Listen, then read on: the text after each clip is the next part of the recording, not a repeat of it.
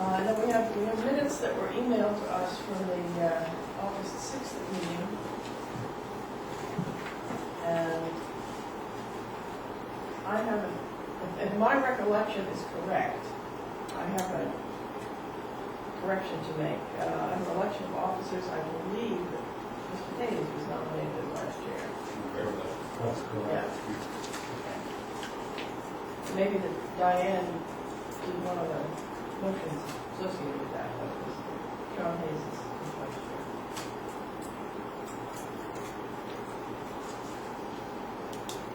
Correction. Any other corrections? Motion to approve as amended. Second. All in favor? Ted, when you have a spare moment, I know you're busy, if you could forward that over to me, and email that to me. Do that. Oh, you go. Beautiful, thank you. It's not neat, but it's correct. And then we have the minutes from September 3rd. And,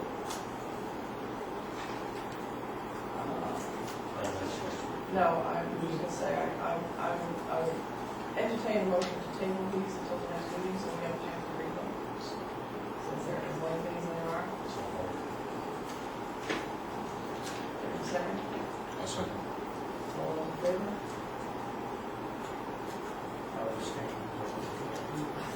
Fair enough. Madam Chairman, I would like to assure you that there will never be that one again. Length Minutes doesn't, moved? the length doesn't bother me, but I'd appreciate if we could have them a week ahead of time. I'm sorry. I mean, unless that's impossible. That was Stuff impossible to happens. stop. That would be helpful. Makes the meeting run a little smoother if we can not sit here and read. Thank you very much. Okay, old business. At the last meeting, we had discussed the language, or I should say, the ordinance language proposed by the planning board for DB1 and DB2. And batted that around a little bit, and one of the last things that was suggested was that we come up with some, even though we're sort of doing it backwards, come up with some proposed language for this piece of it, the comprehensive plan piece, that would reflect what the planning board is trying to accomplish. I had asked if anybody got a handle on that, early on, if they would email that to me, and I didn't get anything. Does anybody have proposed language? What was the question? Okay, well, it's Well, I know, you are here, and in fairness, we looked at the language for DB1 and DB2 that the planning board had put together for the ordinance. Yeah. And we need to mesh that, assuming we're willing to do so, with the comprehensive plan. All right, we'll talk a little bit about the processes backwards, using the comp plan rights at first. So that piece is a little awkward. And what I had asked was that the people who were present at the last meeting look at the language that the planning board proposed as compared to what was in the comp plan currently and come up with a proposed approach. Okay. I did. And before I hand this out, I did a little more. One of the discussions that we had was the idea of having mixed-use districts. And certainly right now, Community Commercial North, Community Commercial South are two mixed-use districts.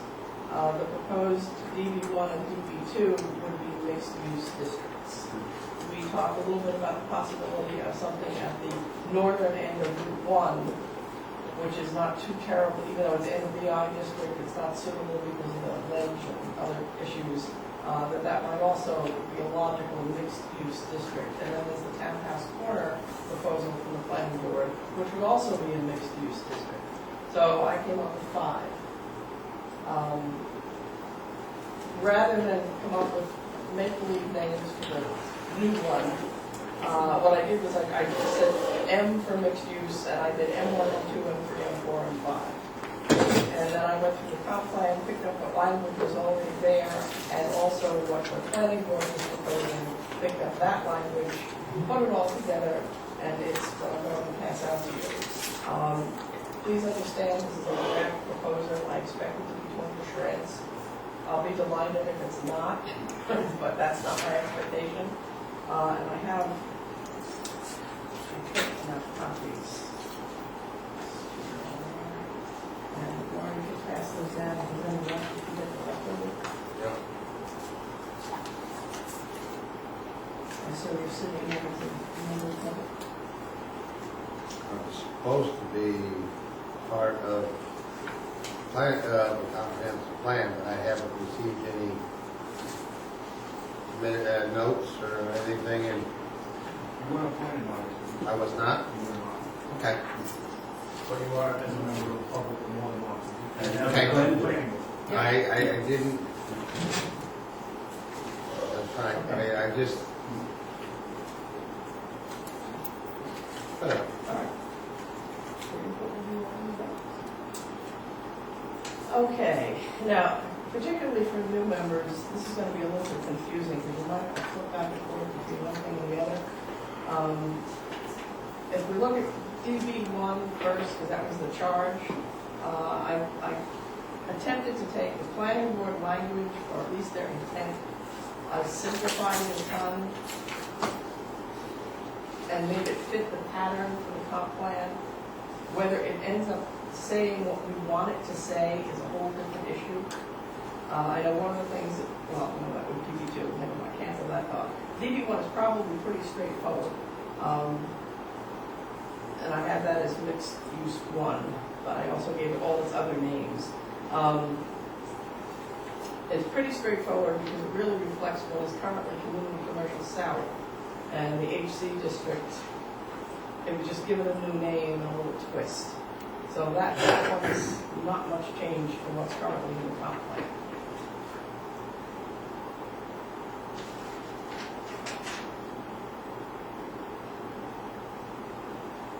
And I guess I would leave it to the committee to decide whether you want to, kind of look at all 5 first and then go back and tear them apart, or concentrate on one before you go to the next. I think my inclination would almost be to kind of look at all 5 first to see how they relate to each other, and then go back and tear them apart individually. But I'll give you a minute to. Tom, was it your intent to maybe try to persuade to change the names from downtown District 1 and 2 to M1, M2, M3, and 4, or are you just throwing M1 and M2 in there? I did that here for simplicity, since there might end up being 5, and I didn't know what to call the other 2. Maybe from the planning board standpoint, since I don't sit on the committee, I can't judge for them. It might be easier in the long run, and from the public standpoint on a map, just to have M1, M2, or pick anything, A, B, C, D, E, F. I'm not locked in. M kind of says what it's for. But no, the important thing is not the name so much as the purpose. Right, it says the names could change. That's, in the comp plan, you don't have to have the exact name for your districts. You're getting the concept of those. Right. Those districts will change, those names will change. Okay. Just like the details of the name will change.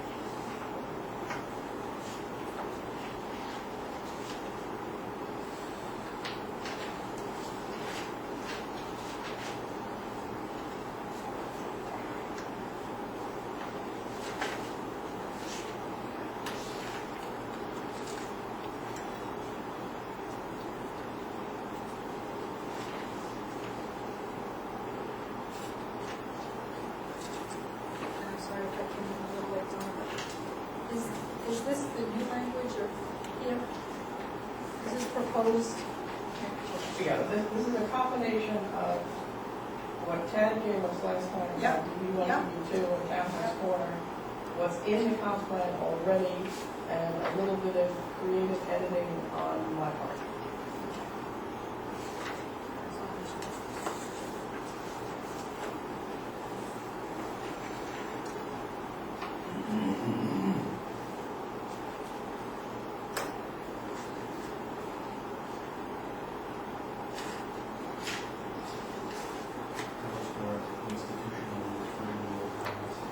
See, now that was a question I had. Institutionally was not my word. I took that from the planning board's document. And I wondered if perhaps at one point something with bars on the windows. That's kind of, that's Um, fine. changes to it could be public, like it could be a state facility, it could be a college, it could be a healthcare facility. That's what So, institution. not a wholesale retail kind of No, establishment, but it that's- still could be commercial. If it was a healthcare facility, that's still a business. Yeah, but institutional really refers actually more to semi-public kind of thing, so like a college. Teaching. Like a teaching facility. Okay. Thank you.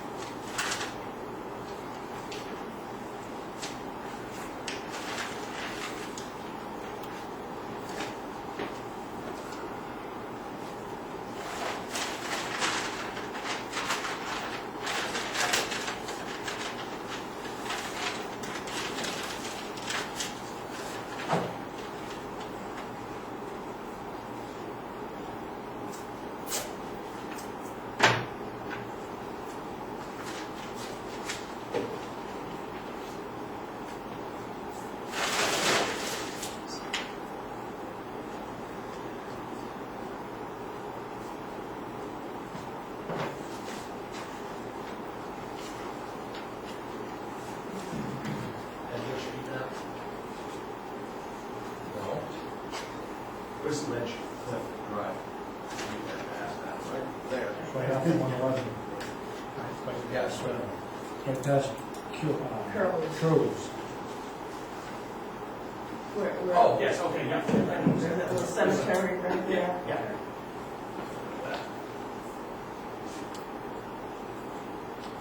Can I ask a question, Dawn? Sure. Under the M1, Yeah. will we, I have to ask this, I don't think we were changing too much, but the original HC, and I know we're trying to update, but the original HC allowed for larger uses. But when I look at this one, it says small convenience. I think, that, and I, Chad may have to come to that correctly, but I think that's when the larger stuff's being pushed back into DB2. Yeah, that's basically it. Auto. Yeah. All right. So it's DB1 is more CCS. So this is It's just- DB1? Yes. Yes. Okay. M1 is DB1.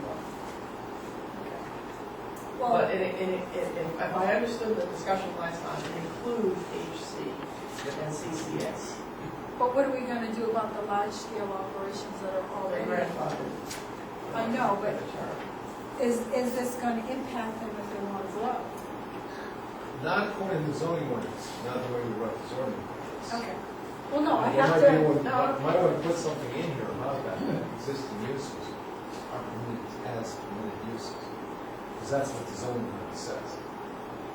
Existing businesses as of the date of passage are to be, use the word grandfather because it's implications Yeah. for. Does that have to be, that's covered in the ordinance, does that really have to be in this? Well, that No, I was, just that was need- a question. It's a concern of the problem for days. Well, my question in terms of solving that problem, I assume that would apply to all of these districts. So any business currently in any one of these places, assuming we went with all five, would fall under that same rule. and did you I don't bring, think any So, of them are, If that was the case, then that would be in the introductory statement about mixed-use districts. So you just say it once, that, you know, in all of these districts, an existing business is allowed to continue to operate. Okay, and let me elaborate on that. So if, I'm just using a hypothetical. We don't have the map of the DB2 tonight. I didn't think. Because, so. but when you look at some of those lots, you could end up with someone who owns something in the DB. I'm just going to refer to it as DB1, DB2 until I get to the ends. But they could own a piece in the DB1 that connects to DB2. Are the land use regulations written so that if that were the case, they would still be able to utilize the portion in the DB1 as part of that broader business in the DB2? No, the area that's in the DB1 would have to come from the DB1 standards, and the DB2 has a different set of standards. You can integrate the two of them easily, and it would actually probably be very beneficial to integrate the two. But the DB1 regulations, you know, are intended to create that, a particular kind of land use along it. And that's just like any other zone. That's what you should be doing. Right, but what I don't want to do is I don't want to restrict. Say hypothetically, we had another auto dealership that wanted to come in. And they wanted to, they owned a huge piece of what is going to be an M1, and then a piece that's in DB2. Would we really want to restrict the use of the M1 that's going into the M2? Because isn't that the whole purpose, is to get businesses to go in there? And what I don't want to do is I don't want to restrict something if they own a good portion of one from using the one to utilize it with the two. Because to me that makes sense. If you want them to build in the back, they may want to do something with the front. Perfect, as long as they adhere to the standards in that front, they can. Right, but I don't think some of this would allow like auto dealerships or things like that in the M section. And that's what I'm wrestling with, is I'm trying to figure out how do we ensure that we can still attract someone to use, because some of these businesses want that frontage. You attract people from people seeing that you're there. So if somebody bought a section of M1 and owned a big section of DB2 and wanted to build something in there. So basically if I understand you, basically their storefront, their entrance would be in the DB1 district, right off Route 1. Would be in the M1. Right, and then their larger buildings and operation would be in the DB2 or M2 section behind. Or a section of the building, or a section of their operation could be in M1 and then.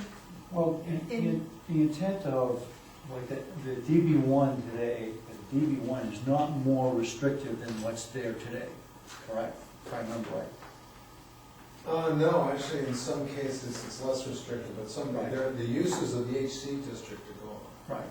So the uses aren't any more restrictive than what they are today, but there's an addition of the DB2 which increases what's allowed today.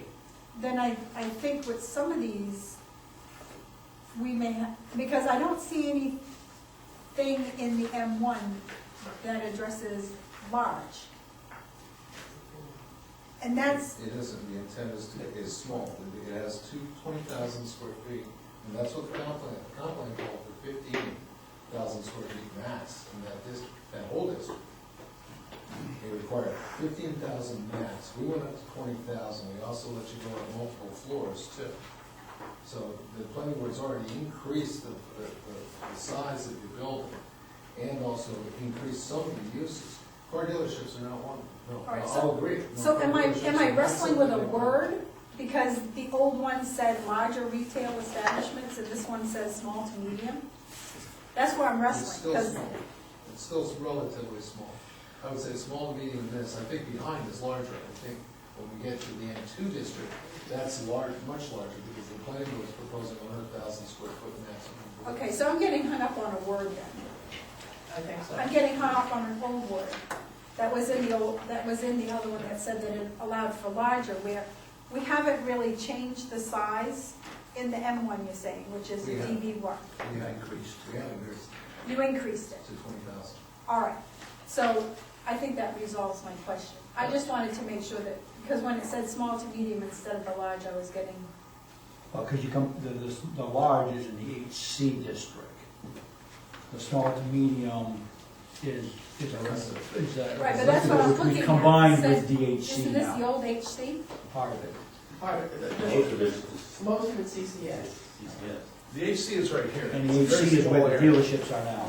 It's a Right. very, very small area. It's Well- basically the existing dealerships and then a piece of property across here, and actually it's even, this was even cut off in the 2007 amendments. This is a 2006 map. I brought this to Mark out the road. Right, and I realize that, it's just that I want to make sure that we don't, I'm just covering my bases. Yeah, no, that's a good Because question. the other one said larger retail, and this one went to small and medium, and I just want to make sure that the small and medium covers what we have there today.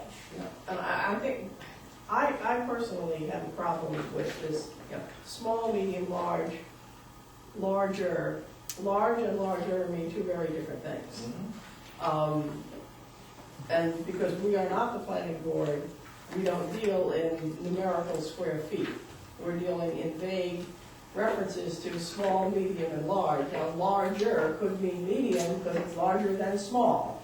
And there, I think, lies part of the issue here. Yes. So where the language you're referring to says larger, well, my question, larger than what? Okay. If we are all in agreement as to what the words small, medium, and large mean in terms of square footage, even though the numbers are not in this document, that'll clear up some of those issues. Does that make sense? Okay, From your standpoint? so I take it then in the other one, there's a, Oh, it's very specific. It's very It's in your specific. comp plan, but it's very specific. it's in my comp plan? Yeah. It's. To the proposed ordinance. Yeah. It's In this the one. proposed ordinance. Right. Proposed ordinance, right. In the copies of that are in your comp plan. Okay. Then that answers my question, I'm just trying to find it. That's okay. So you can clarify it now, but. Well, somebody else is gonna ask it. Well, Absolutely. that's a good point, I mean, you said we all understand what small, medium, large is, that's fine, but it's not written down here. The subsequent reader doesn't know. Well, Should you? the planning, Yeah, the planning board has to know. well, the ordinance will say that. Exactly. That's fine, but I mean, but the ordinance is supposed to be derived from this document. Yes. So if we're saying small, I mean, we should give some examples maybe of what small is as opposed to large. Right, well, I think for the purposes of public hearings and getting something passed, we need to be in a position when somebody says, you know, what's small? Because small is, 10,000 square feet or less, and medium is from 10 to 20, and large is over 20, or whatever the numbers happen to be. But, we need to have that for our resource, because that's what's gonna show up in the ordinance. Right. You could say, well, I like your term village scale, because that covers, that talks about the intent. The intent is to create that village scale. Now, you can create that village scale with a 20,000 square foot building, believe it or not, but the planning board's going for 20, just so you know. So if we're gonna put in something like here, we say, we don't have a 20,000 square foot building, so, How we big can't is use yours, that. Marty, just so I can put it in perspective? 6,400, Okay. And, 80 by 80. the IP is about 15. Kitty butter is 16,000. It's 17,000. Yeah, with the VIP, 15 is VIP. 20,000 square feet is a big building. It's a big one. Yeah. Do we have a maximum allowable size? Yeah. What is the maximum? 20,000 square feet in the DB1. Currently? Yeah. No, currently? Yeah. Yeah, 15,000. 15,000. 15,000 in DB1 district. Went to 20, but the thing about the DB1 is trying to achieve the village look or the village concept that comes from the original plan. There were architectural standards, pretty stringent ones, in order to achieve the look of a smaller scale. So that's one of the things you'll note in the DB1 district standards when you look at it. There are some pretty strong architectural standards to achieve a smaller look while still maintaining a good sized footprint. And in a way, you saw VIP do that. They broke up their roof lines, they broke up their facade lines. You don't really think of that as a 15,000 square foot building. That's larger than the usual Rite Aid, the block Rite Aid. So that's 10,000 square feet. Most Rite Aids are 10,000 square feet. So in the DB2, you didn't increase the size of the DB2, it's the same size, it's just the uses, you allow more uses in the DB2, right? In terms of, the footprint is increased from 15 to 20. DB1. DB1. DB2, there, see the thing was in DB2, most of DB2, that section of DB2 was the original CCS, and that also was restricted to 15,000 square feet. Yeah, but you don't state a max of DB2. DB2 was not the original CCS, that's DB1. DB2 is behind it. Well, CCS, remember, the new DB1, yeah, I brought the map, is unless it's a property that goes in, a small property, it's about 350 feet from the road. And you remember, the CCS was originally 1,000 feet from the road. Right. So this is that strip along the road, and then the bigger stuff behind. So the stuff behind in the DB2 is both CCS and R2 lands. So it's a significant increase in the amount of building size and area. Yeah. Well, what is the max in DB2? 100,000. We're still debating architectural standards, whether we have them or not. And it's supposed to come up with some limited ones. So there'll be big buildings. Hannaford, as you know, just to give a perspective, the Hannaford and Kennebunkport is 54,000 square feet. Excuse me, Kennebunk. Thanks for coming out. And I'll go home. Maybe we can attract some of those businesses from Portland who aren't gonna wanna pay those wastewater fees. Oh, yeah? Well, that's how we got Blue Cross Blue Shield over in South Portland. Because you guys, they weren't gonna give you any breaks on anything. We dangled that. Yeah. Might I ask how the 1,000 foot affects property lines? It follows property. Well, the current one, it cuts properties in half or in thirds. And the way we're trying to do it now, I can go back and get the map, but the way we're doing it now, we're trying to follow property lines as much as possible.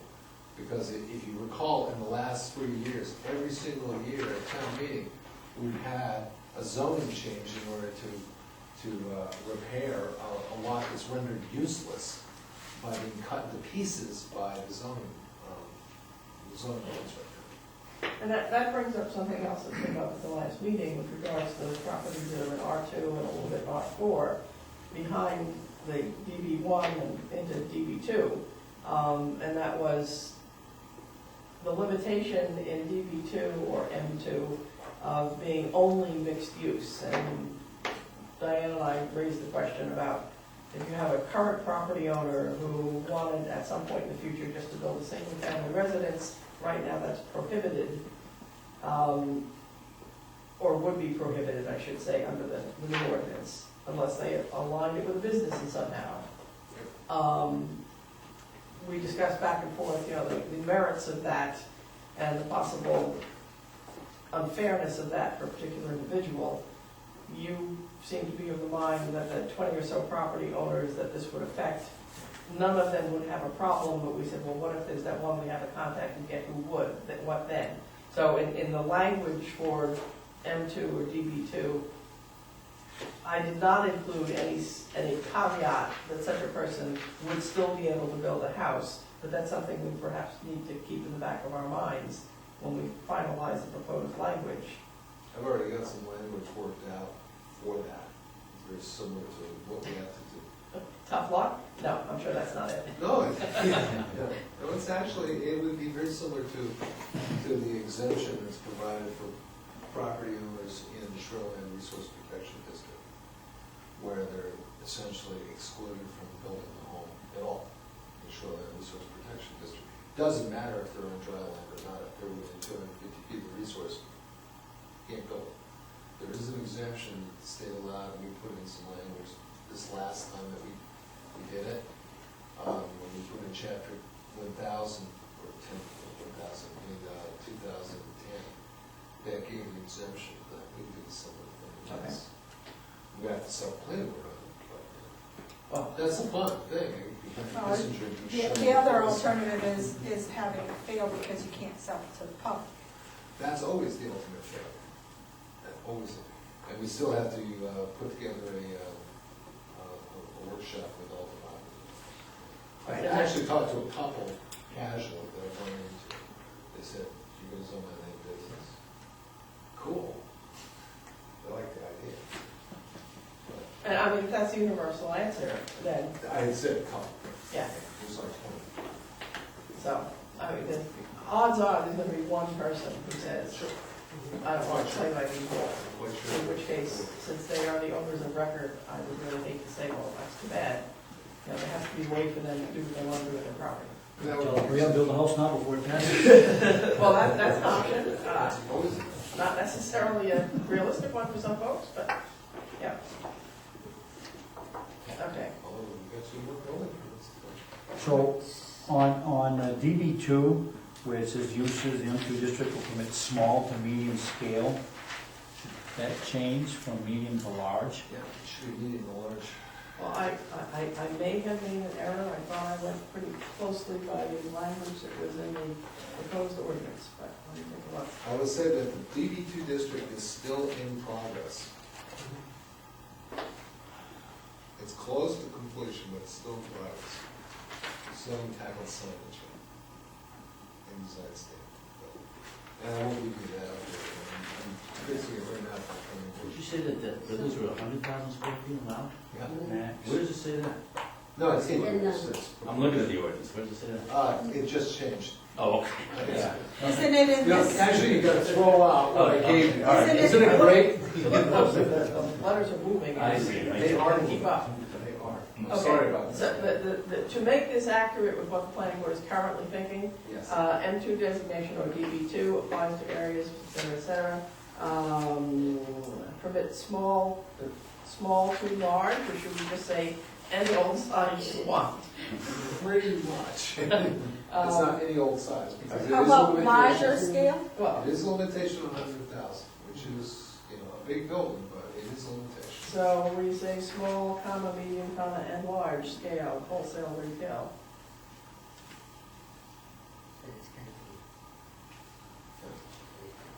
Because that prohibits nobody, regardless of size. Okay, You're not trying to discourage small. right. No, we're not trying to discourage small.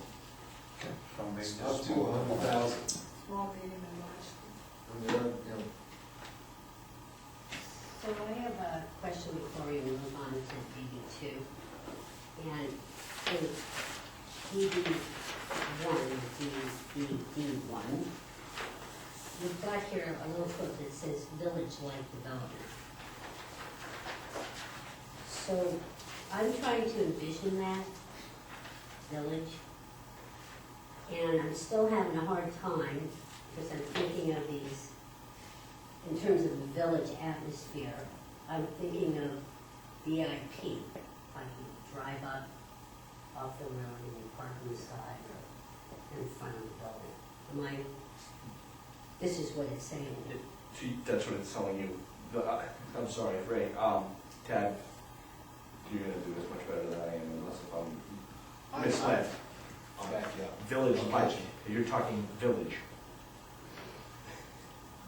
Village-esque. Okay, so you don't have a different, I wasn't at the last meeting, there's no different definition of village, where if you go through any historic Route 1, a downtown, that's more of a village-like feel, where the buildings are closer to the road, parking is behind the Like buildings. Freeport.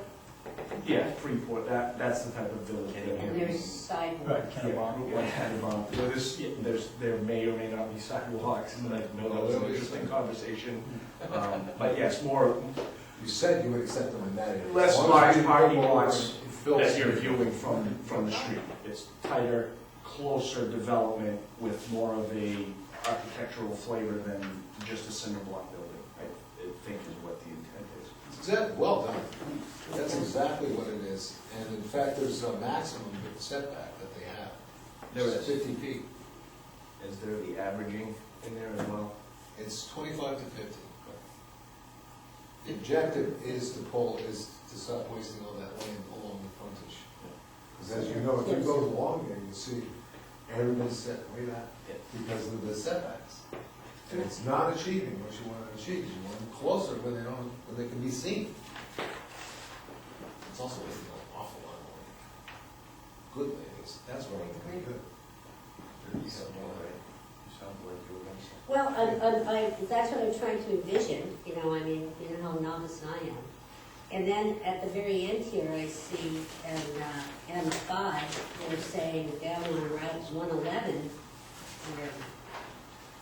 pedestrian-oriented approach to development, Where feasible. where feasible. Okay. Why isn't that part of the Well, it could be, District that's, 1, yeah, it could be, and that's why we're doing that. where we're gonna have most activity going The reason why that's not currently, well, let me rephrase that. The reason why that language is currently in that N5 111 thing is because that's how it is in the comp plan now. I added the word feasible because even though that's how the language ended up, there was a discussion around the death wish of people who would be pedestrians near 111. on. Yep. But if that area were to develop at some point, it's not unreasonable that there will be a back street at some point that would develop so that businesses could be accessible from that street, and that could be very pedestrian friendly. I don't expect to live long enough to see that happen, but the possibility exists. So that language was put into CCN. It was not put into this section, but I agree with you, it makes more sense here. And I think. In DB1, to put that language in DB1. Yeah, I agree. And that's been a long-standing goal of DOT, hasn't it, Ted? Anytime you have a major corridor where they wish, in their ideal situation, you will create another auxiliary road to that major corridor. They want a parallel road to curb cuts because their objective is to move traffic. Yeah. That's why they do it. From our standpoint, we look at it as a protection mechanism because they use curb cut frequency along with population to slam a town when you reach that magic 7,500 person population where they suddenly make a state highway, state aid road, and urban compact zone. So here you go, Arundel, it's all yours. You take care of it now. And we'll put a 1-inch shim on the road for you before we slap you with it. So in a way, it's actually to our advantage if we can reduce the number of curb cuts wherever possible. That's why the planning board's been really working hard. Is it 7,500 curb cuts or is it 7,500 people? That's the population. Then we need to cap our population. It goes to what you were talking about at the last time. Yes, more business and less houses. Right. The houses don't pay, the businesses do. And that's why we're trying to get around the DB1 district. Right? Yeah. They don't pay.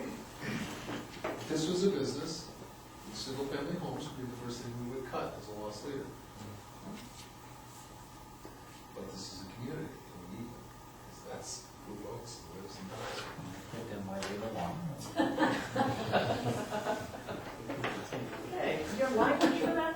No, we put them where it makes most sense. When we get to residential, we'll talk about that. All right, I guess, since we've spent quite a bit of time on this DB1, does anybody have any other suggestions, either for clarification or language changes? Please understand, again, those of you who are new at this, this is not the last time we're going to look at this language. But we'll go through this, get all 5 to the point where we're almost happy with it, and then we will go back and look at it again, and then somebody will say, we need a semicolon here, and that changes that phrase, and it'll get polished. Under under the multifamily, is there some kind of restriction under multifamily in these zones? Yeah, not allowed. Well, no, under the M3, it says both single and multifamily. It's free. Well, it always says that, because I made that up in the whole law. What was M3? M3, they haven't done anything yet, the planning board hasn't done. Those are gonna be the gateways. That's the gateway, that's, I talked a little bit about the gateway from Bitterford. Now, I always get a little nervous about multifamily. Anything else, before we go on to M3, anything else on M1, otherwise known as DB1? Okay, let's take another look at DB2. When we use that multi-board mixed-use project, planning board does not like that, but thank you. Where did I use that? In the M2. Residential uses for single and multifamily that are part of a Oh. mixed-use project will be permitted. Well, that has to be a phrase I picked up from you guys, I would not have done that by myself. Well, terrific, great, thank you. No problem. What's the objection to the phrase misuse project? Well, I think part of the thing is, I think as we look at the development of these, the way these districts are laid out, they really beg for some planned mixed-use developments. And there's a big opportunity for doing those. And we allow it, but we're not encouraging it. I think we need to encourage the mixed-use kind of approach. Because frankly speaking, in many cases, providing some residential along with commercial just provides, first of all, better user base for commercial, and second, more opportunities that, in that particular area than currently exists. So we're still trying to accommodate residential, but we'd like it to be planned residential. But there's no place that I've seen yet where residential is expressly prohibited. Or I should say not permitted. It's not permitted as standalone. But what this says, I mean, what we've talked about to extensive degree last week, or last 2 weeks ago, was that concern was that there still may be property owners within these districts who want land or want to have a single-family home on that property. And they may not want to put a business on that. That's not their intent. This is their home. And so the issue was, do we exclude them from being able to do that? The current zoning is the way the plan was written, it does. So if you had that blanket caveat that you had, That would be one way of dealing with it. Would be to put in that, it's basically an exemption. It's an exemption, you get one. You have 50 acres of land, and you get one. Yeah, that was kind of what we were talking about before, in terms of making sure that, that landowner who bought 20 acres 10 years ago and said, well, this is where I'm building my retirement home in 20 years, isn't suddenly gonna find out that they can't do that unless they have a shoe store. That's, But isn't that a mixed-use project? well, it would be if they have a shoe store, but Yes, not if they, yes. not if they, but the point is, That's what you want. But if they're retiring, they might not want the shoe store anymore. right, no, we're saying they Well, want, that's tough, they gotta find somebody to go to a shoe store, or put another store in. no. No. Your one shoe store ahead of us here. No, here. Right now, the land is vacant, it's 20 acres. Yes. I bought it 10 years ago. I'm gonna retire there in 20 years. All I wanna do is build a house. Well, that's your exemption, I understand that. Right, that's what we were talking about. No, I'm talking about, you said you object to the word misuse. Oh, no, I like the word. okay. So you said the planning board didn't like it, or somebody didn't like it. They don't like the idea of mixed-use development. Oh, well, that's what I was thinking. Okay. That's what we're talking about. It's like a great, That's what we were. great American neighborhood is what comes to mind. Yes, it is. Yeah, but most So of the basically, family homes you're talking are- about having buildings where commercial is on like the first floor and then living apartments above. Or else it could be, I've got a commercial, here's my cluster of commercial here, or I've got a campus environment here, and I've got houses on the outside of that. I've got a residential street on the outside of that, the Great American Neighborhood, or, You like kids, I mean, you got a residence and, Yeah. it is, right, it's right on the same. Yeah, and I don't have the issue with the residences, it's the multifamily that I get a little concerned about. Because that tends to bring in people who want more resources than we as a town can afford to pay. And that was some of the issues for the planning board too. They want to limit the single-family homes or apartments above business. They would accept that. Doesn't apartments come under Multi-family, yes. Well, Right. can the ordinance be written in such a way as to limit the size of multifamily? So multifamily can mean two, it can mean 200. Yep. Someplace in there, the ordinance can say limit of three family dwellings, 2, 5, whatever. Residential complex would be something over 10, where that has to be specified as well. Yeah. Well, that's what sometimes is the complex. You may have had kind of the same situation where somebody bought a piece of property years ago and said, this is my retirement, I'm gonna sell this down the road, I'm gonna put an apartment building or whatever, and now we can't. Well, a lot of them would be restricted by the amount of land they have and how many you can put on it because of the rules about multi But there that we are, currently have today. but there are some large pieces of land. There's a lot of large pieces of land. They go back, see, the other thing about that district is limited frontage, significant depth. No, I think Which is one of the reasons why we have these two districts, because somebody's gonna have to pump a road back there anyways. But I think that's the key, the key part of that is those landowners, we need to communicate with those landowners to see what their intent is. If they're all like, oh, no, turn it into a business district, they might all be happy, they might not, but, we need to communicate with them. Right now, we're just speculating. Yep.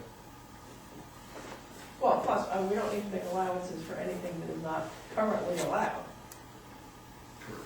So that's, I think really the issue is going to be single-family homes without a business attached on the same piece of property. And inevitably that leads to discontent from the property owner who finally able to build that house when all this development has happened around them. So they may intend, that's my retirement parcel, and then 25 years from now, they realize that it's so built up, I don't want my house there anymore. And because there are so many businesses at that point, they're sitting on a gold mine, so they may not be terribly upset if they have to find 10 acres someplace else. But most of those single-family homes you see on 111, they're for sale because of all that business. Yeah, they haven't sold. Well, And Bedford, they're all up for sale. Yeah, because there was a lot of speculation on Market Basket was gonna go up off Andrews Road and then buy all those houses and. yeah, that was more an error in judgment than anything else. Can't believe every rumor you hear. It was also casino fever too. Well, yes, although That's not done. that's It'll basically, never be done. that basically happened when Bedford Crossing went in. Everybody put it up. Everybody said, all right, I'm sitting on a gold mine, there's gonna be commercial development here in 5 minutes. Let me put a for sale sign on this house. And there's some of them have replaced the for sale sign several times because it's been weathered to death. But, So the only area now that residential is allowed is really the CCS. Right, because residential is not allowed in the DI or HC. right, So you're taking away a residential. CCS is too. Huh? And I can't use the term CCS because that doesn't exist in the concept. No, but in the current plan today, DB1 encompasses CCS and, Pretty much CCS. right. It doesn't go back far enough. There's a couple R2s. But today, in today's ordinance, it is permitted to put a single resident. Yeah, well, right now, oh, yeah. And two families, how far does it go? Conditional is multifamily, so it'll two-family, multifamily. So you're taking that away with, Yeah, multi-families go In the M2? M1, In the M1. DB1.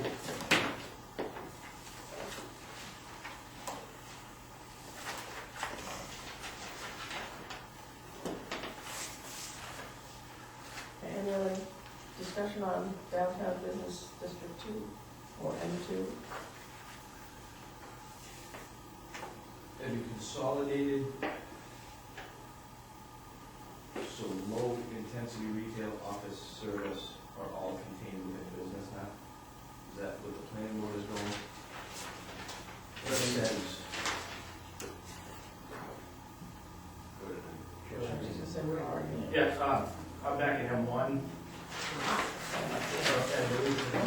Donna was right. We will go back.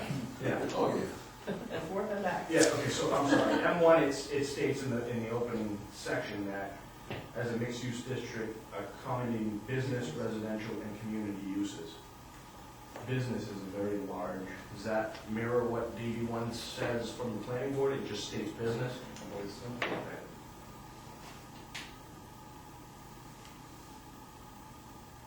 Well, there's three very broad categories. Right. But business is a very broad category, which encompasses pretty much anything that's not residential. There you go. And those businesses are defined in the permitted uses category of the ordinance. I think part of the goal, for those of us who've been through this comp plan stuff before, is to reduce the number of words as much as possible. So that it's, not to leave anything out, but that it's concise and clear at the same time, as opposed to getting into these sentences that go on forever and have 14 phrases. By the time you get to the end, you're not quite sure what the beginning was. Vaguely specific. Horrible kind of way. And if it's missing a comma, you can read it two ways. Yeah, that's the other homicide.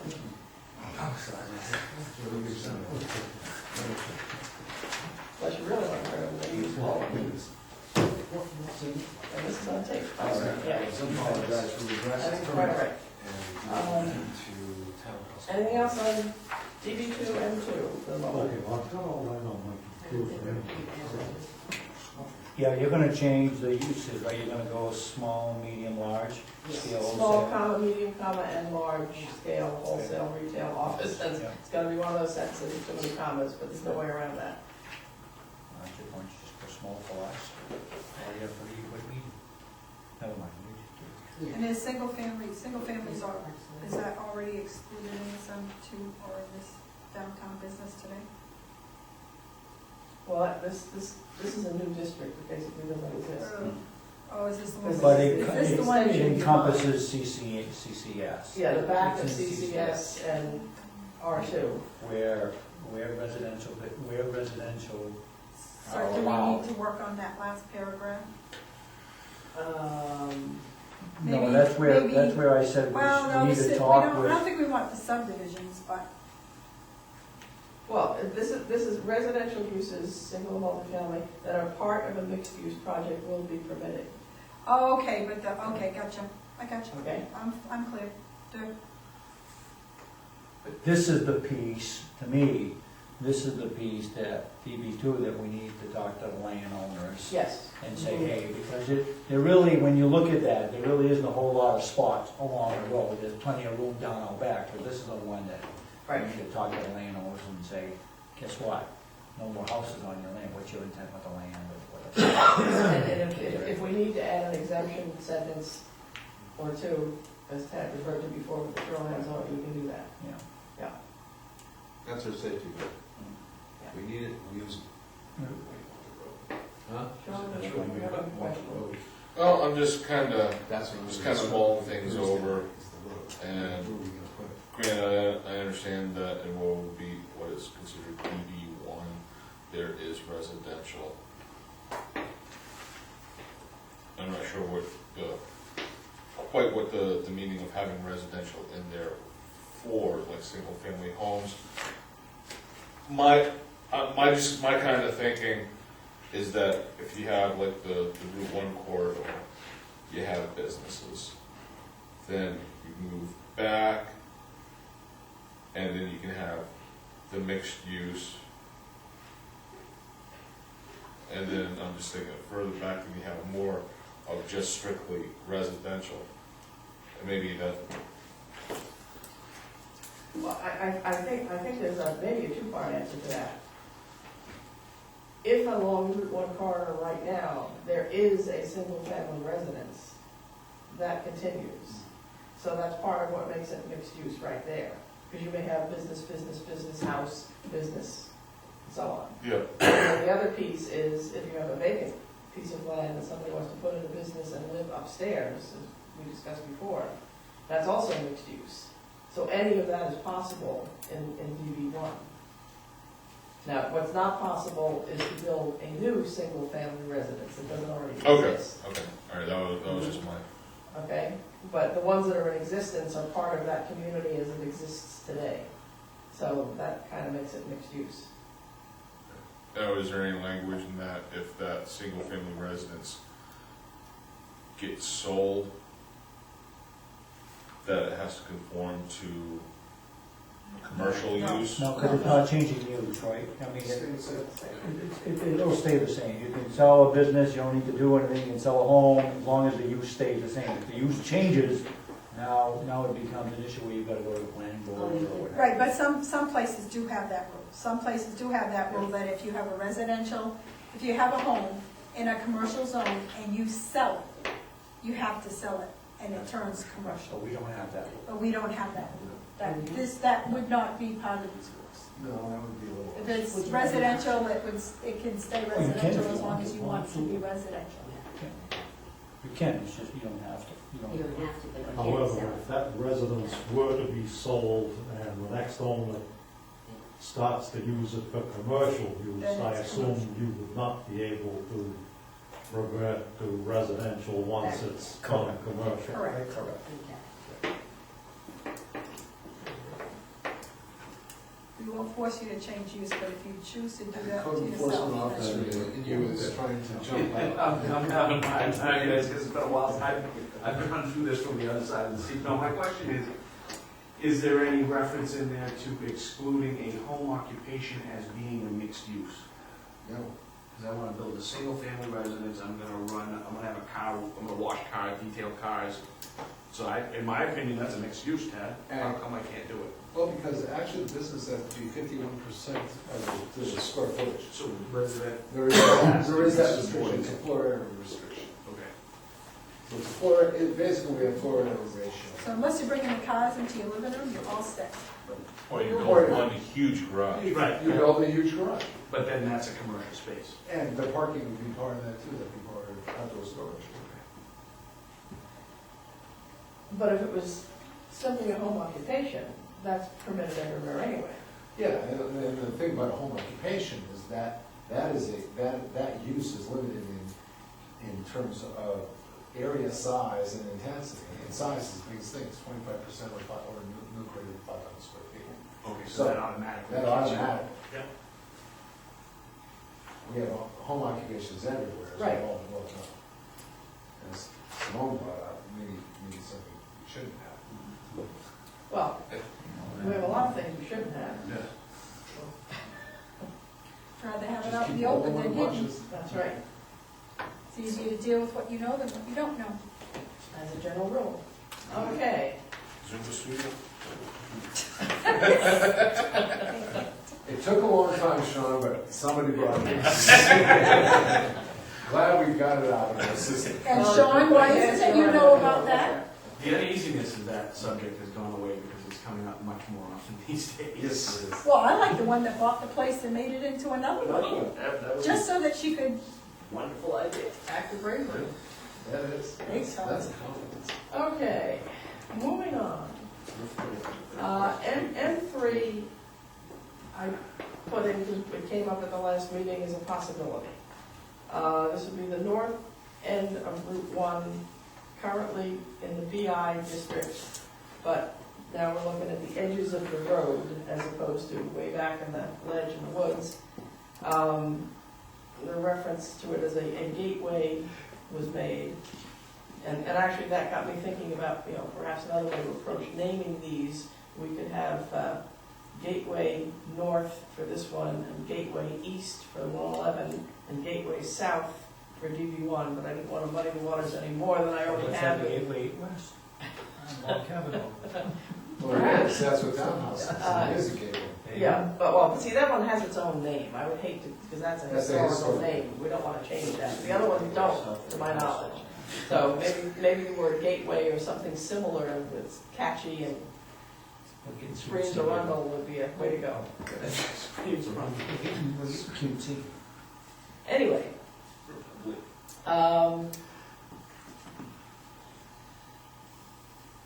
this one is a little vaguer because, as I said, I was kind of making it up as I went along. Can I ask a question. Must be the very concern. How come we're not going to Drew's Mills Road? Because everything in between is pretty much commercial anyways. I'm still on Route 1. Oh, yeah, you went he's- to 111. No, We're on M3. M3. Bedford, Can you not read? You're on I'm M5. not paying attention. And- antique place. And you can't get to Drew's Mills Road from here very easily. That's called spot zoning. Anyway, I figured this would probably look a lot like the 7 into Route 1, but maybe not the village piece.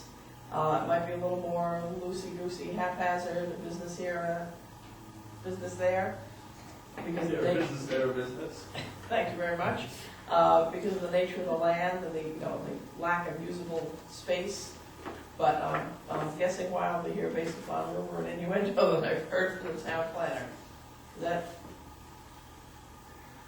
Well, it's what's gonna be interesting to see how much Champaign drives that area. We've got we've got a number of businesses existing right now. Champagne's is kind of like changing the character. It's gonna be really interesting to see because that's gonna actually be a very handsome building when that's done. And the thing that's interesting about it is, you talk about village scale. It's the right scale in terms of square footage. It's only about 3,500 square feet. And its setback from the road is like 5 feet. Oh, no, my That must be father- the What are they one building that's right right by, just before the bridge going Yeah. into Biddeford? Yeah. Exactly. Okay, I didn't know that Champagne was putting It's that. Champagne that's putting it up, and they're putting it in, it's a non-conforming building, but they're putting it in the same, they're putting in the footprint, they're not moving it in closer to the road than the original, Building that they put in. daycare, tattoo parlor, whatever. Okay. The client's still building, it changed every week. yeah. And that's where they See, move that's in, the problem, they're not combining. that's where they move in their office, right? The office that's in. That's all gonna be all their offices. So, that's gonna, it's gonna kind of be a little bit of a game changer. And the antique store, that's in the old On the other side. range house, Yeah, keeping in mind that that's still around. that is still a rental. As we spoke about that, we had that fun talking about moving the sign, movable sign. But that's still a rental. But It has a poor image. it's almost as though you want to begin your gateway after the railroad. But we're gonna try to put the gateway before the railroad. And you know what? There's a The lot- property And I think is we on should both move sides this on. like that idea a lot. I'll tell you why. Both of them own more than, have properties in excess of 2 acres. So if you're using the DB1 district in there with 1 acre zoning, now suddenly they can cut the property in 2. Now suddenly they're all in favor because now they see some potential to turn the property over. And one of them is already trying to make improvements to the property in anticipation of that. So I've got support where I didn't think I'd get For support. DB1, but not DB2. There's no DB2. Because the pattern there is all residential, that's there already. Yeah, you have Proctor Road Right. down below, Right. and The other side. on the other side, you have actually railroad siding, but it's all terrible. Yeah, right. It's awful. Right. So unless we get sewer, which incidentally is available right there. The land along through there is not bad. It's not bad land. Actually, you can get a septic system there fairly well. It's dig it farther down Route 1 that all that starts turning. Where county connection is pretty bad. So, All right, I have a question. How far from the Biddeford line into Arundel do you envision this section going? what I envision with the planning board too. Well, give me an average. Probably pretty close to Approximate, it. Pretty, yes. it would probably be to, not far beyond Champaign. It's a real small area. It could go to County Connection, which is the old RV place, Yeah. but, that would So, be farthest. we're I would looking at, take. half a mile, quarter of a mile, Quarter mile. quarter of a mile? Okay, so It's only 1,000. What is the plan with that? 1,700 feet. They vacillated. I'm not sure here. They were thinking of keeping it at Champagne's, and that's a very tiny district, which isn't bad, but But with the road in back of Champagne's, it makes more sense to expand it a little yeah. further. I agree. Because most of the houses back there, there's 2 houses that are residential, the rest are commercial. Because that's gonna separate, that road in the back is gonna separate. And then the church has a lot of potential to be a commercial property. It's got good visibility. What's the planning board's feeling on it? You said you and the planning board felt. We haven't come to a meeting of the minds yet, but I think they're looking at, they're thinking about going a little beyond. Wouldn't you say we're going a little beyond Champagne's, more towards county connection? Give it a little bit more room. Of course, there's some big lots in there, that's the other problem. You don't want to be on the big lots. You don't have big lots on Champagne side, No. because you got railroad tracks. Yeah. Other side though. No, the other side. Pretty big lots, aren't they? Yeah, You have some Peter big- Matamoros has got a piece here that's pretty big. You have some big lots, but you got a lot of small. Yeah, oh yeah. Because that's where wood structure is supposed to go. Yeah. But if you have an access in there with utilities, then you're good. At least down there, you have 3-phase power. You can't turn on and bring in other things. And then also too, you aren't that far. And you could turn around very easily, pull your natural gas in too. So if you think of it that way, How far is the gas line from that line? I'm not sure. I know it's in Bedford, it was, Where's it? Probably not even. Where is it? You ever walk the Eastern Trail? It's right Never on. heard of it.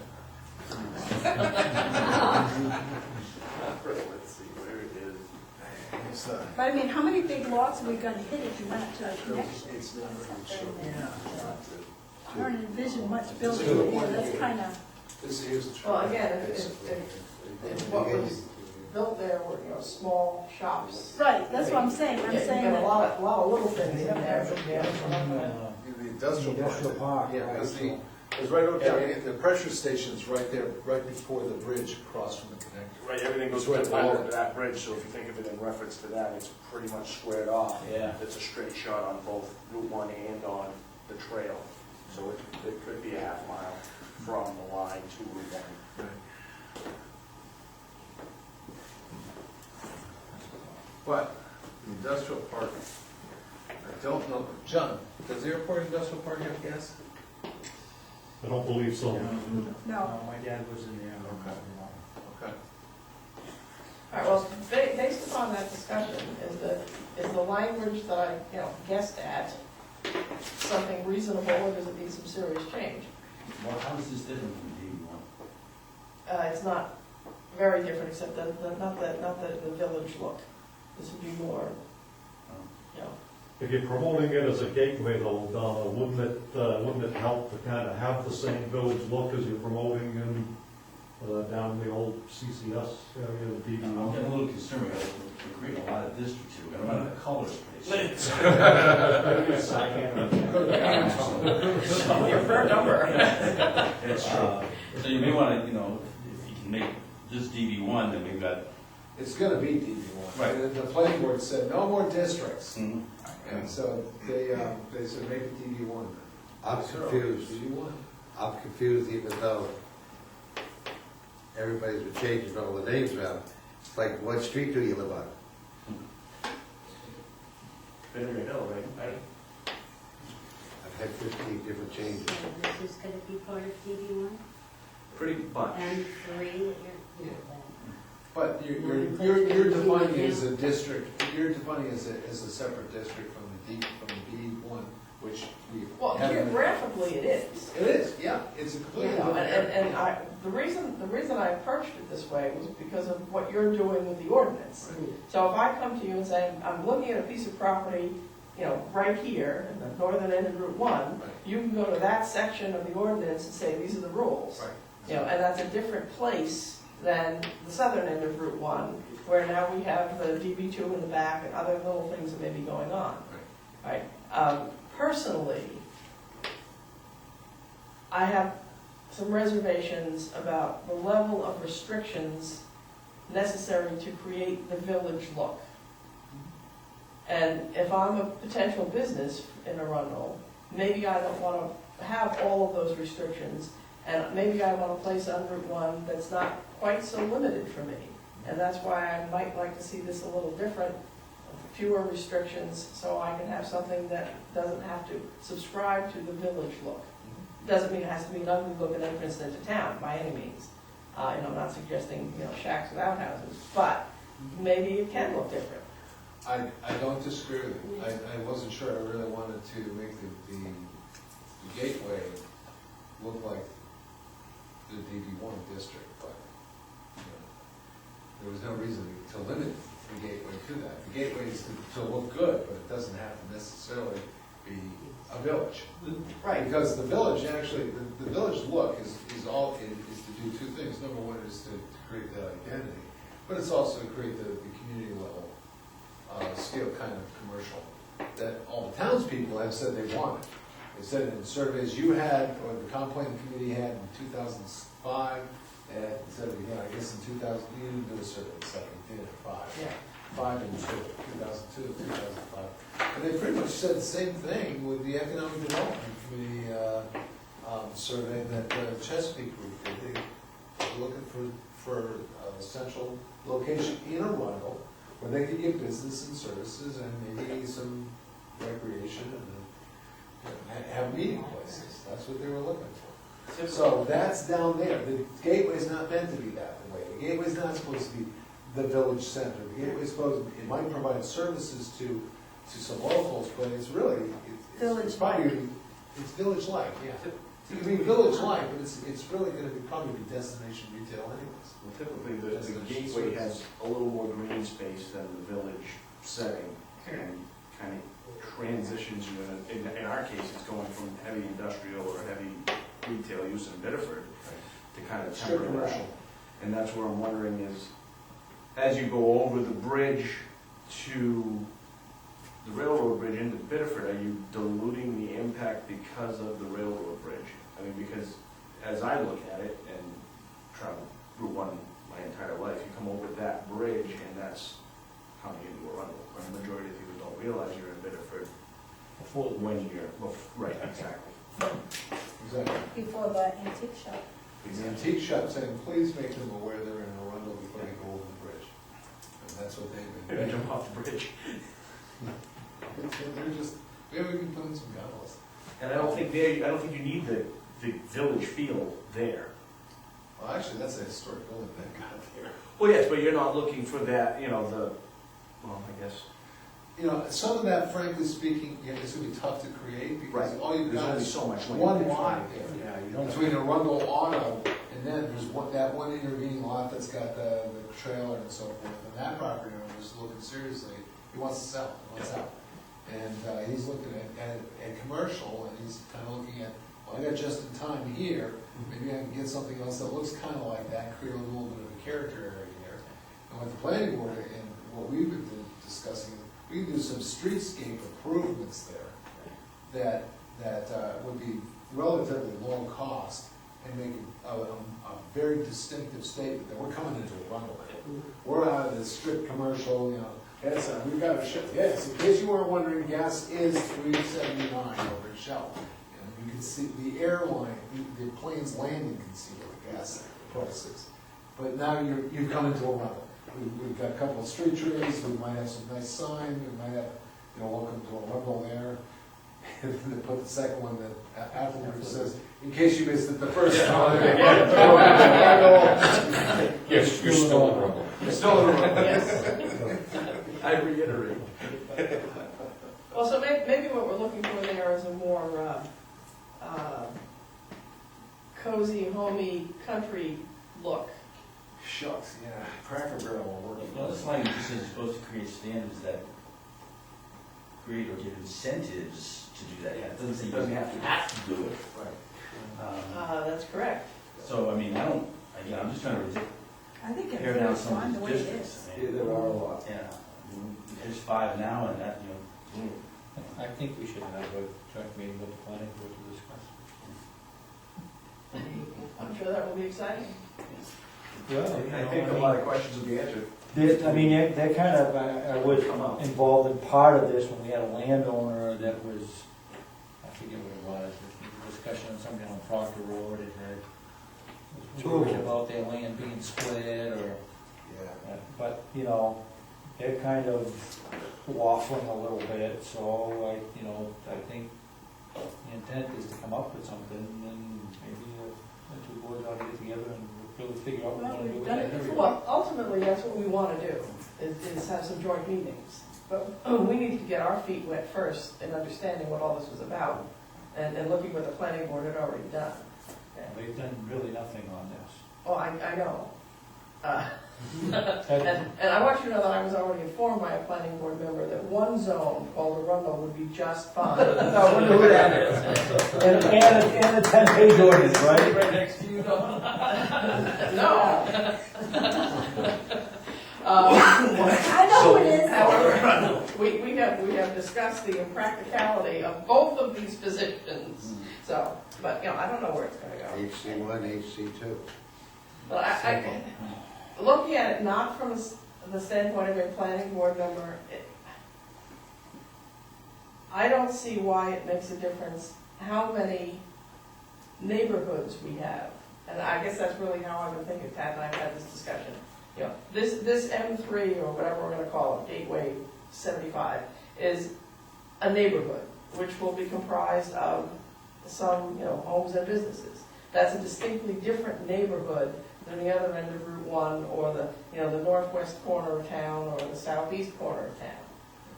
So, from the planning board standpoint, what difference does it make how many neighborhoods you look at? As long as you know where the person's interested in doing what they want to do, and you have a set of rules for that neighborhood. Because you gotta keep writing rules for each neighborhood. Well, Yeah. but And it's it not could be like, not like you're reinventing the wheel every time. No, but 90% of the rules for this might be the same as DB1, but it's that 10% difference that's going to make 10% difference that will make this a distinct place as opposed to the other one. Yeah, I don't have a problem with doing that, because you're identifying, certainly this area has nothing to do whatsoever with the the area that's south of Campground Road on Route 1. Totally different. They're not connected, they're separated, there's a mile and a half between them, about a mile and a half between them. So to me, you can have lots of neighborhoods in here, but that doesn't necessarily mean you have to write individual regulations for them. If the regulation fits both, then you can make it one district, zoning district, but this is a planning district. You're turning this into a planning district, in a sense. You're saying M1 is a mixed-use district. This is a planning district, we want mixed uses in this area. Of course, the question is, do you want mixed uses in this district? there's gotta be some correlation between the language of the plan and the language of the ordinance. You can't have different language here and try to sort out, well, it's M1 or M3, something else in the ordinance, you've gotta have Right, it. they have to mesh. You gotta match. Yeah. Well, or unless you mesh them based upon geographical location as opposed to a name. Somehow, there's gotta be a correlation, I know the comp plan, I ought to be able to then go to the ordinance to see if they're compatible. Well, if we're gonna use the name M1, that's good. If we use M1, mixed use 1, or mixed 1, and it's called downtown district or downtown business district, you're gonna get confusion there, I'm sure. Yeah, that's what I'm saying, yeah. Instead of calling it mixed use 1, The reason for all of the names in the document that I presented tonight is just so that as we discussed it, we will realize we're really talking about the same place, but in three different documents, so to speak. That, as I said, I don't care what they get called, one name is nice, yes, I agree. I thought you were just using this to distinguish sections, that's all, at the present. At the present. I think it was Yeah. just for us to discuss them, not for us to determine what it was gonna be named. Right. Right, We have to I call think it that's something. legitimate. yeah, just so we get an idea. But you just mentioned something, I don't know whether you or Tom, because it's back and forth. Do we want this section to be mixed use, or should it be all commercial? It's mixed use now. That's sort of what I thought, but. We have some residences in there. In fact, I have quite a few residences in In M3. there. Yeah, and then through the A I apologize for doing this, but I'm reading through each of these sections, and all of them are mixed use.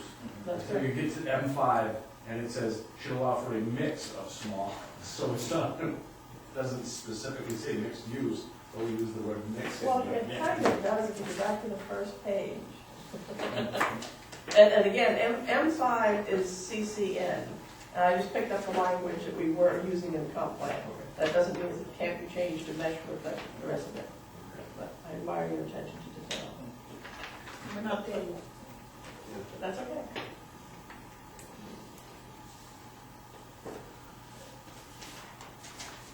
I would say here, if we're gonna do that, I would say it's a gateway. I would use the word gateway for the answer district, because that's what it is.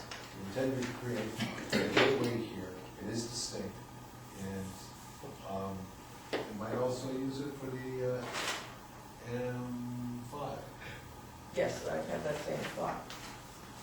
So we have a northern and an east, northern and an eastern gateway. In fact, M3, maybe M3 and M5 will end up being most similar. I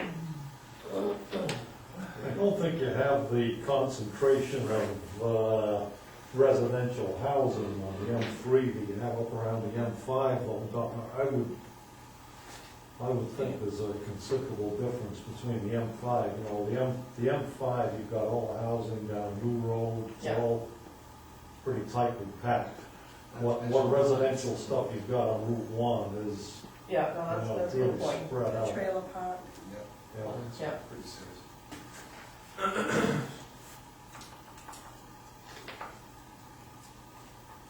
So do we want to beat M3 to death anymore tonight, or just think about it and move on? Well, move on, but I would use the term gateway, because I think that's what we're creating. We're creating a gateway, and that should be in here as a statement of what we're trying to achieve. We created a gateway overlay. So, well, I was thinking about that. I know he doesn't like overlays. No, I love overlays, but it just makes the planning board's head spin backwards. So, you know,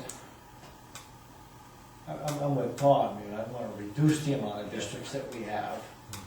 The planning board's still gonna call it DB1, but you're identifying it for what it is from a planning perspective, which is the gateway district. Let me ask you this question. What is there about the DB1 that would make you object to using that designation for what we're now calling the M3? Because the DB1 is a central business district. Basically, we're creating a central business district with the scale of uses that are intended to serve the town, and create an image that the 2005 comp plan wanted to achieve, which was that small scale, community level kind of retail and commercial services that are geared towards the townspeople. Okay, at well, the road. Okay, Whereas that out there really isn't geared towards. you already said you had a couple of landowners up there who would be willing to do something if they could get their land split into Oh, yeah. one-acre lots. Oh, yeah, Now, absolutely. doesn't that sort of tie in with the M1 concept of small lots and Yeah. smaller businesses? Yeah. I'm just having a hard time seeing what is so different about that northern area Route 1. Because you could I come think you're gonna in, find it's not gonna be community-based business, it's gonna be something else. Okay, but it could still be the kind of small scale Yes, business. I think it's going to be. So because that's that's what I'm getting at. I It think could still Tom's be got a a very good DB1. point in trying to keep the number of these zones to a minimum, and I it could guess still be a DB1. it could still be a DB1, even if you didn't get community-based businesses there, it would still be fairly small-scale businesses. Right. You wouldn't call the antique shop a community-based business, I'm sure they rely more on tourists going through than They're a destination. people coming in and buying Tourists antiques. in a destination. But they certainly could become within the village district if that were to be the route that it goes. Anything can become a commuter. Good, yeah, I mean, it depends what goes in. But that location, that business could be somewhere else, but that location isn't going to be conducive to Yeah, pedestrian traffic. exactly. You're not gonna get a lot of walk-in traffic there. Whereas you might down in the DB1 district, you will. Here, you aren't. But I mean, for planning purposes, for comp plan purposes, calling it a gateway district, in which the planning board then uses one zone, the same zone they use down here, to achieve the same thing up there, I mean, that's legitimate. So you can have the M3 without necessitating the need for a new district, a gateway district in the zoning ordinance. Still, you could achieve it with the DB1 district regulations. Well, but see, that's my concern, is the DB1 regulations, in my mind, are highly restrictive. In fact, well, I will be honest with you, when I read them the first time, my reaction was, oh, we don't want any businesses in Arundel, do we? Because you're making it way too hard. Now, I realize, a lot of it is the words, just to make it happen, and, the product, I'm sure, will be delightful, but That's less restrictive than what's there today. I think she's That was referring the- to the design standards. yes, yes. I think But everything else, other than the design standards, Donna, everything else was kind of designed to be less restrictive. No, I understand that, building size, there's a lot of loosening up that has happened. But in looking at the design standards, it's like, you're basically telling the business everything they have to do and how the building has to look, regardless of what the business owner might like. And I just view that as very, very restrictive. I understand why you want to do it, but I guess I'd be looking for it as a potential business owner. I might be looking for another place in town where I could open a business and not have the building look the way you want it to look, have my building look the way I want it to look. That's what I see as the difference between those two places. we have those places. And that's, once you set the hook, that's a way to attract businesses that want to make sure that Dunkin' Donuts isn't going to be next door to them, or Tar Paper Shack isn't, and as it hopefully grows and people become interested in purchase properties, that's how you can secure more properties, by saying you're not going to get, Right. a cinder block building next door to you. And But it takes a while to establish that. So it does provide that protection for the yes, business. and I, But say, I want to be in this kind of environment. I understand the concept. I'm You're coming around. Quasi-unbelievable. no. It reminds me of the New England style I know. architecture. To some extent, I'm playing devil's advocate here. Please do. Because I do understand the concept, and I do understand why we might want to approach it that way. But I still, I don't disagree with John, the 10-page ordinance would be nice, with far fewer restrictions and far less words to explain, and yes, you may inhale on Tuesdays and Thursdays, but not on Wednesdays. We tend to get carried away with the regulation, because we can. I fall into the same trap. It's easy to do, so I'm saying, let's think seriously about how many places in town we're going to severely restrict what it's gotta look like and how high it has to jump. But I would also, as I've told the planning board before, you've had none of these restrictions before. And what's happened? Nothing. You've had sign ordinances that allow up to 100 square foot sign. 100 square foot sign. Hasn't prevented anybody from coming here. We're not experiencing a growth boom on Route 1. Why is that? Well, that's a good question. It's the land, it's the image. I think a lot of it's image. Why are all the banks over in Kennebunk? Why hasn't a bank come across the river? We've got better land, it's much easier, because you've got concentration of business there, you've got an image. It's the same population, it's a quarter of a mile away. There's no geographical separation, it's an image separation. That's the edge, that's the problem. So, let's give ourselves as much advantage as possible on the image side. Let's do it better than Kel. It's gonna be the hardest sell. It was It will be a hard back sell. when. But that's also why we have Why do all you the object stuff to it? behind it. That's why we have the DB2 behind it. I understand that, but the design standards. Look what you can do behind it. Yeah. And to be quite honest, I'm not sold that a design standard is gonna change who comes into town.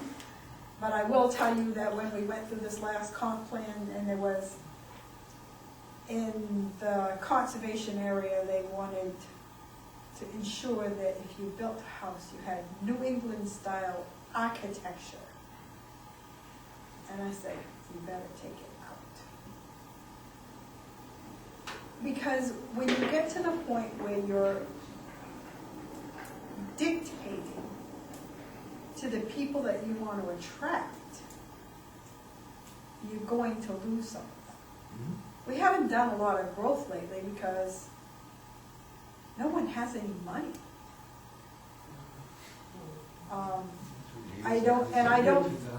My concern is if we start dictating cookie cutter buildings, are they gonna go somewhere else where they don't have to do that? My concern is if you don't put in a set of standards, you are gonna wind up with things that look like the miles of road south of North Conway, New Hampshire. Right, but you don't have to have them, what I'm saying is you don't have to have them everywhere. You don't have to have them everywhere, but we're talking about the DB1 right now. Right, but you don't have, not all sections of it have to look the same. The very beginning or the end, or, you don't have to have that whole string look exactly the same. It doesn't have to be. I don't see how it would. I don't think we've There's a said that. lot of flexibility in those design standards. Those Yeah. I thought I'll tell you, did we not fight over whether we were gonna allow flat roofs? Yeah. The board did not want flat roofs? Of course we're gonna flat roofs, just put a cornice on it. Modern construction is flat roof. The bar joist is flat roof. So it doesn't prevent that, but you're gonna put a cornice on it. Okay, that works. Break it up a little bit. If you had an architect look at it, he said, it's not really dictating that much. It gives me an idea of what you're shooting for, but it doesn't tell me what I have to do. Right, but I don't think we have to It have doesn't say it it has along to the be New whole England looking. stretch. It doesn't say that, it has to be, the scale of a village. It doesn't have to be New England. Well, such fault it is. Well, you kind of would want to capitalize on that if you were a business, We're not saying, no, it's not New Mexico. It's- Right, you don't want, you probably never could have used tile roofs anyways. But the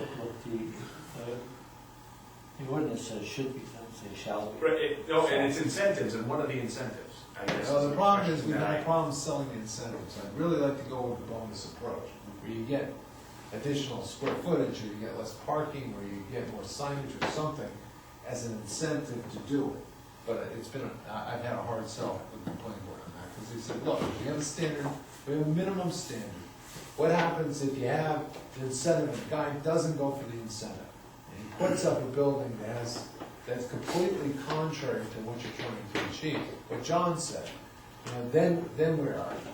You just ruined, or you just downgraded that section, and the next guy who comes in is gonna put in as nice a building, because he doesn't wanna be next to this guy. And that was the argument they made, and there was some legitimacy to that argument. That doesn't mean we still can't run in some more incentive ideas and explore those, but that's more pages of regulation. I was just gonna do more. I thought we just had that restriction in one area. I mean, again, it's in this DB, DB1, DB1, that's the only one. that's the only place. Well, so right? far, the other one, we haven't gotten to townhouse corner. Okay. We didn't get to M4 yet.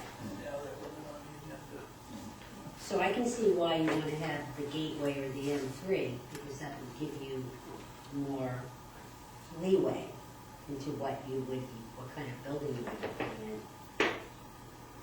So, Potentially, yeah. kind of unnecessary. So what's our argument if somebody says, okay, you've got a gateway, well, how come you don't have a gateway on the other end of town? I was just, that's that question, Dan, Because Like, we had that discussion at the planning board.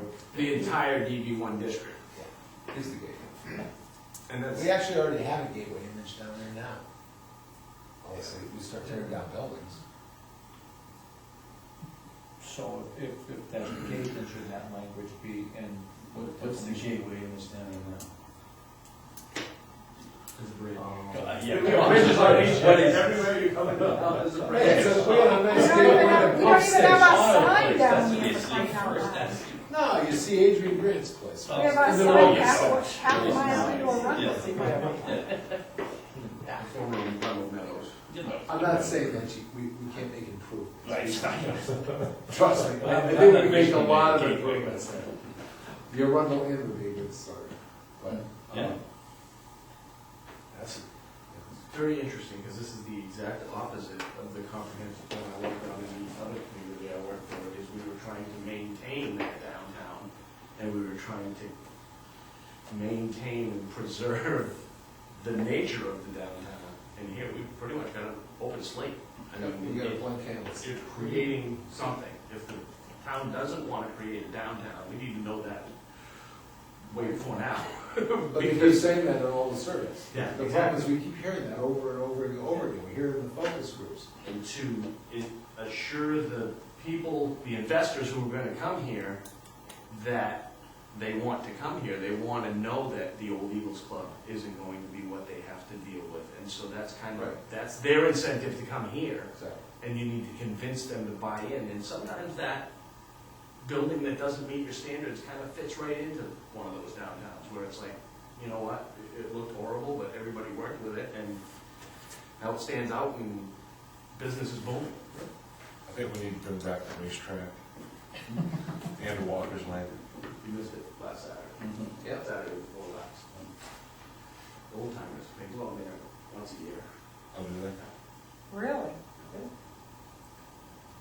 I would be with you on that one, though. I think we should bring it back. Well, The residents of Walker's Lane would agree with you on that, but What's that? I don't think the residents of Walker's Lane would agree with you, but. Well, People- wait a minute, People who was are there across first? the river.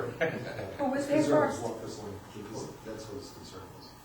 But right, actually, you know, right now, the planning board has that in the DB1 district, DB2 district. Walker's Lane? No, the back portion, the track. Oh.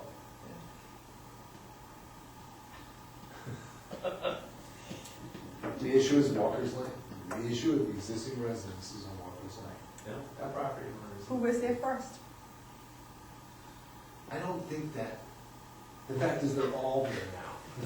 I don't think that argument works. Whoever first designated use of the property. That's right. Yeah. That's right. And the others are there, and they're very vocal about some things. Oh, tough niggies. Well, you know, that doesn't mean you can't. Some of these places bring in a lot of tax money. It's a resource that's not being used. But all I can say is that right now, it's in the DB2 district. And there's no DB1 in front of it. Well, it doesn't go very far, it's 300 feet, that's about it. It covers the inn and it covers the pump station. And the pump station land actually has land behind it. That pump station? Yeah. You know how much negotiation it had to take to get that to look like that? How many trees are there? They gave me 3. Okay, that's what They they held up their CO until they came to me.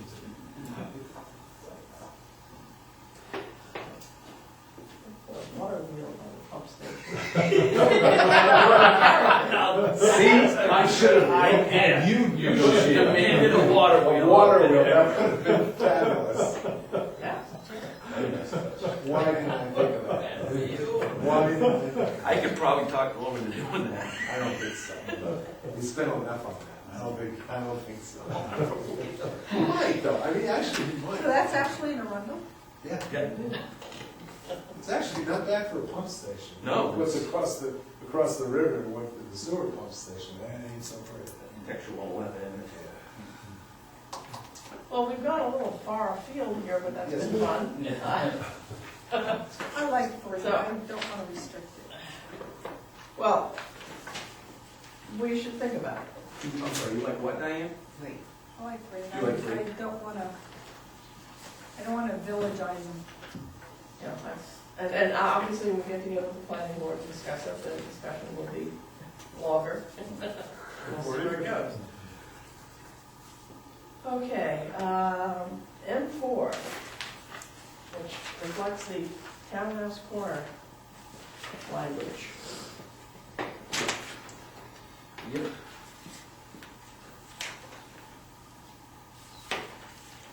M4 is an interesting location. But how is this single-family subdivisions going to affect the fact that the stuff in back is going to be commercial? I'm confused. No, those are different. Is there land to be subdivided in the townhouse corner district? That would be the district itself, it's shallow district. And then it's our, what's behind townhouse corner district? Our four? Or, yeah. But isn't that part of what you're bringing? Actually, it's R3. Isn't that what you're bringing into DB two? Yeah. Sorry? No, no, we're totally different spot. No, we we've jump got into a the different- next one, Diane, We're down in the corner. which is by Wings. We're right here. The other gateway. It goes up and runs over Oh. The other gateway, Oh, John Clough Road, which is here. all right, Kennebunk Fort Gateway. Yes. oh. Well, What about drawbridges? well, the log cabin road is, As long as there's a toll on it. That's where I was going. well, the log cabin road goes out around. Well, yes, but how many? So that's why I'm Covered drawbridges? saying. Nobody has those. Are you having a toll somewhere? Can we? Unfortunately, that's a state highway. Listen, we DOT already had that piece of the discussion with action. the state. But, so, what is the townhouse corner district currently zoned as? It's currently zoned as R3 and R4. R3 and R4. And across the street in Kennebunkport, it's zoned farm and forest. Right, because the town forest is, and the cemetery is there. Yeah, because they don't want to see, they don't really want to, they didn't want to see a lot of development up. Yeah. But Werner Yes. came to one of our townhouse corner public hearings, where nobody else came. And it was interesting, in my talks with the Kennebunkport town planner, they're looking to do something very similar. So, and they think, and we invited them to participate, because quite frankly, it's kind of stupid to have a one-sided road. That whole district would want to be similar. They have a few more industrial, well, they have ground there. And I think they have a couple other businesses there. And then, of course, they've got the trolley museum. And then this district doesn't go up with the trolley museum. I Mr. think Coon, that, Kennebunk Town Manager Division. I don't think he shares. Well, actually, I wouldn't be presumptuous that way. I think he would share. I think M4, if you're looking for my opinion, because it came to me, M4 won't be a large enough zone to include single-family subdivision. My opinion. Yeah, we do have some multifamily. Right, but not subdivision. You don't Well, want somebody coming subdivision is, into the. multifamily is subdivision. Right, no single family. Well, this says single family subdivisions. Probably not. I think that zone would probably warrant keeping it smaller than, you don't want to go too far down Senate Road. It's not going down Senate Road. Joe goes to the corner of Senate Road. Just corner? encompassing that Yeah. corner. Because Senate Road is pretty much a I know it's got campgrounds on it, but it's pretty much a residential district. It's a great bike lane. I don't know if you want that zone to grow. So are you just talking really just for the most part, just along the log cabin road? Down Arundel too. Where the existing, To the property, to the Arundel property? It would be basically to the, just before the, You're not talking over the bridge, here, right? Goff's Mills. No, I'm telling you along here. now would it go down Log Cabin to encompass the It would go here. Because we Forefathers actually have Tavern. existing businesses right in here. forefathers, that auto dealership, all of the businesses that were established that are affected by the Art borough dealers zoning would go in. placed on it should be encompassed in that district. So. The next meeting, Bike make shop. sure that map, the aerial that you had. Of the townhouse? Yeah, because I think, because It would help a lot. that would help a great deal. 'cause we really I didn't think we'd don't get know. along, I didn't I'm think coming we'd to get try that to learn. far, I'm sorry. Tad, Yes, sir. so that zone would go down the Log Cabin Road to encompass the former forefathers, Yep. the auto dealership that's there. So you wouldn't Auto extend, dealership? there's a used Yeah, car. I went in yesterday, didn't you know? Ah, No, there's a used car guy, maybe it's under the auspice of antiques, but Storage or he stores. we've got a lot of old vehicles Oh, out there. yeah, okay, yeah. But Extending so far as to So details, far as- because I don't believe details was one of the form, was the business district in the past. Are you trying No, to what- stick to that village? We're trying to stick to that area there. Go up to John Clough Lane. Okay, and then over Yes. to the Grange Hall. Yep. Up, Now, yeah, we're going to the Grange Hall, we'll probably stop right at where we were looking at the bridge, because it was the easiest, Goss Mill. But we have a residential subdivision right there, so it'll probably be on the other side of Meadowbrook. okay. Now, would that encompass Red Apple? No, That's too far. that's too far up Center Road. Okay. I'm just trying to get a picture of it, I mean, because I've heard a lot of talk of it, but I, Oh, quite frankly, the EDC wanted to take it all the way up Log Cabin, all the way to Route 1. It's not gonna happen. It's just, Wow. it's a huge district, and that promotes actually strict commercial, which is not what we're trying to do. and that's why I was saying that mixed use and that, to reflect the nature of the neighborhood, you need to keep that neighborhood as small as possible. Because if you get out to those newer businesses and you reflect, oh, well, I want to reflect Houston, that building. like Houston. Exact Bill Well, I think Houston. Bill Houston's place is a beautiful place. Yeah, but, I'd be happy if everything came yeah, but that's a large district. That's a very large district, and it's actually dominated more by residential than it is by commercial. Right. Question is, we also have to think of critical mass here, folks. How much? I mean, we could zone the whole town business, but it's not gonna increase the amount of business you get. There's only gonna be a certain amount of critical mass, and if you spread it out too much, you're not gonna be able to infill in the districts you wanna infill. You're pretty much encouraging the continued use of those properties because there's no new real development potential. There may be a few There's some, small lots here and there that can be, I think there's some real, there is development potential, but there's not going to be, it's not gonna be a huge district. It's not gonna compete with the DB2 one.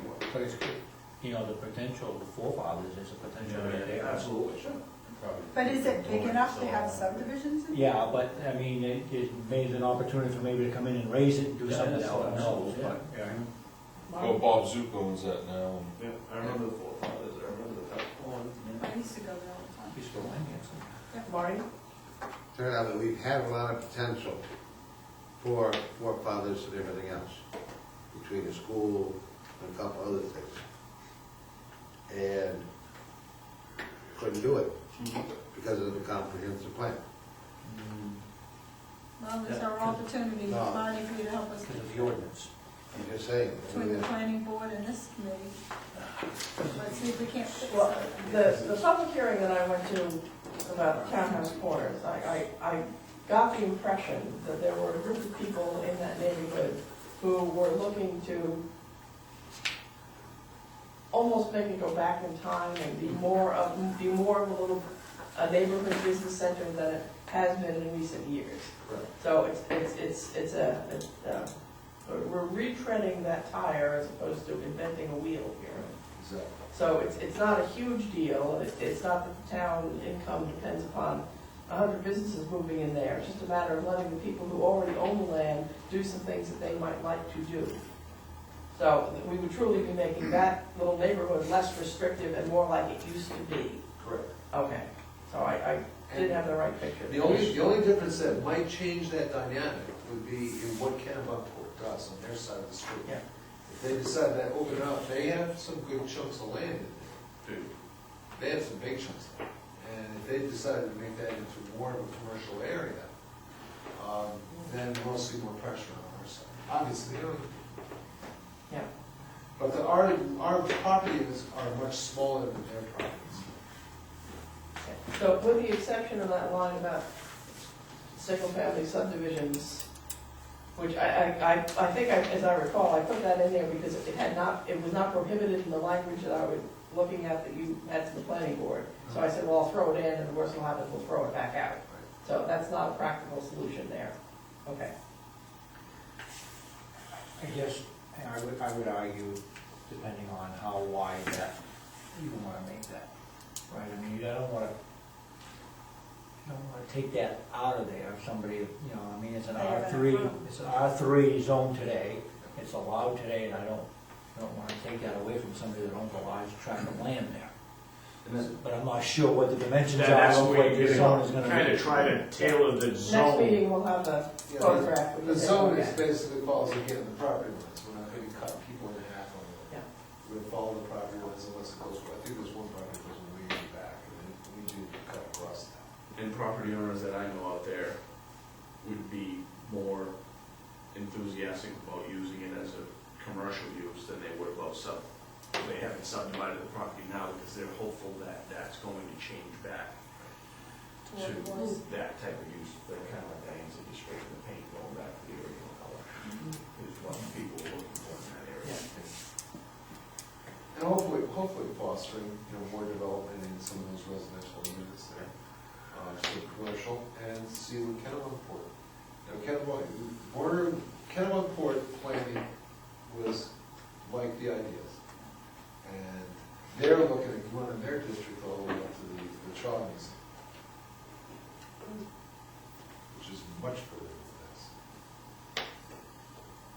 But we have a lot of residential in there. Yeah. And if they were to do that, I'm sure that would be a job for another comprehensive plan review committee in another decade. Well, I'm not sure we would agree with doing that on our side of the road, because I get a lot of residents. Yeah. Yeah. Really do. I'm not seeing the potential in some of that. Again, they need residents, so I don't know why they won't push it mixed use. And they've got a lot of commercial. Well, I think they get some pressure from the Charlton Museum, because the Charlton Museum is out there as a non-conforming use. One in Arundel. No, one in a row, we made that a conforming use. We put a museum.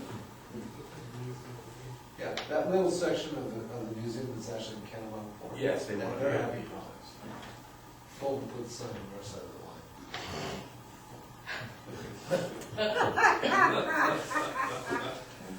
Yes. And that director happens to be on the economic development, so. And can we have another little sign under it that says, visit Kennebunkport, Arundel suburb? Sooner or later, we're going to use that. In view of the fact that it is 3 minutes to 9, and I don't see us getting through M5 anytime in the next 3 minutes, I would suggest that perhaps we call it a night, look over M5 on your own. And M5 is the community commercial north on 111. All I did with that language was kind of pull it out of the current comp plan with a couple little tweaks. But who knows where we'll go with that when we look at it. Would you like to entertain a motion? Well, unless somebody has another Next question meeting. or comment. Just want to add, these ordinance provisions are in the making still, so. Oh, yeah. Okay. I don't know. So So, we do need to.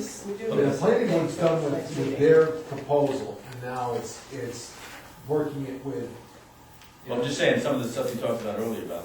the- Oh, yeah. That's DB not one is here. the only one, actually, No, to be that's honest, the only DB one one. and BI are the only two that they finished, per se. October 8th? 8th works for me, if it works for everybody, it's the first Tuesday in October.